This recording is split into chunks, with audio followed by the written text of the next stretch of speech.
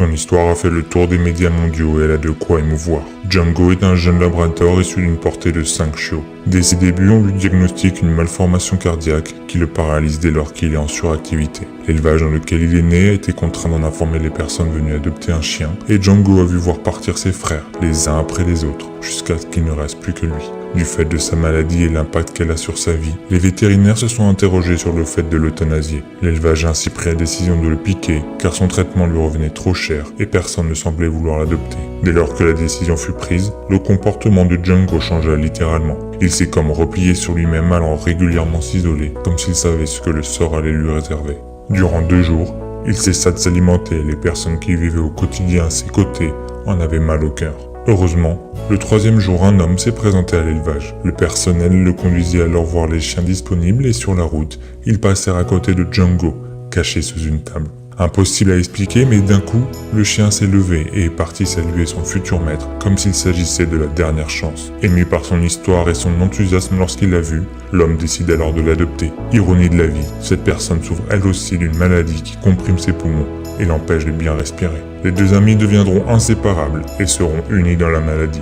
Malheureusement, le cas de Django se dégrade après quelques années. La mauvaise circulation de son sang contraint le vétérinaire à augmenter la dose des médicaments, mais Django garde sa joie de vivre. Son maître, Victor, fait alors tout son possible pour soulager les douleurs de son chien. Il met sa maison en vente et travaille 2 fois plus afin de financer l'opération, qui pourrait le sauver définitivement. Quelque temps après, les fonds sont trouvés. Les 2 amis ne vivent plus que dans un petit appartement, mais sont heureux d'être ensemble. L'opération est prévue pour le 25 décembre, en guise de cadeau pour Django, qui a toujours été aimant malgré la souffrance. Cependant, le 21 décembre, Victor est pris d'une grave crise respiratoire lors de son sommeil. Django se rend compte du danger, mais ne parvient pas à réveiller son maître, qui a perdu connaissance. C'est un passant voyant le comportement étrange du chien à la fenêtre, qui finira par intervenir et appellera les secours. Ce sera trop tard. Victor s'est éteint dans son sommeil et laissera Django éternellement inconsolable. Enfermé dans l'appartement après l'intervention, le chien ne sait pas encore que son ami est parti au ciel avant lui. Il attend devant la porte, immobile. Il ne s'alimente plus, il ne boit pas. Victor est enterré quelques jours plus tard et sa famille emmène Django se recueillir sur sa tombe. Il ne voudra jamais en partir. Le frère de Victor dira qu'il a vu une larme couler le long de l'œil du chien et que celui-ci s'est débattu lorsqu'ils ont voulu le ramener à la maison. Django voulait rester près de l'être qu'il aimait le plus au monde.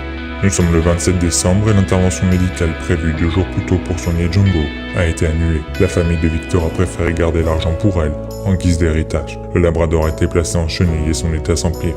Un jour qu'il était dehors pour faire sa promenade, Django rencontre un jeune enfant visiblement atteint de trisomie. Il se place devant lui et cherche à attirer son attention, comme s'il sentait que lui aussi avait quelque chose qui n'allait pas.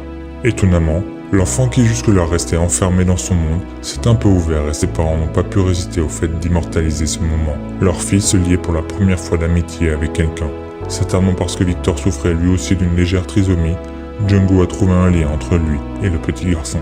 Les parents de l'enfant ont longtemps hésité à adopter Django, mais sa maladie étant trop invasive, ils y renoncèrent. Django, malade et affaibli, n'intéressait plus personne, même pas le personnel du chenil qui le laissait à l'écart dans une cage vide et ne lui rendait que rarement visite. Un jour, sa grille a été mal fermée et Django s'empressa de la pousser. Titubant, il traversa la ville, faillit se faire renverser à de multiples reprises, mais parvint à arriver là où il voulait. Il s'allongea et dans un dernier soupir, posa sa tête sur la tombe de Victor, puis partit le rejoindre, là-haut, où ils seraient à nouveau réunis.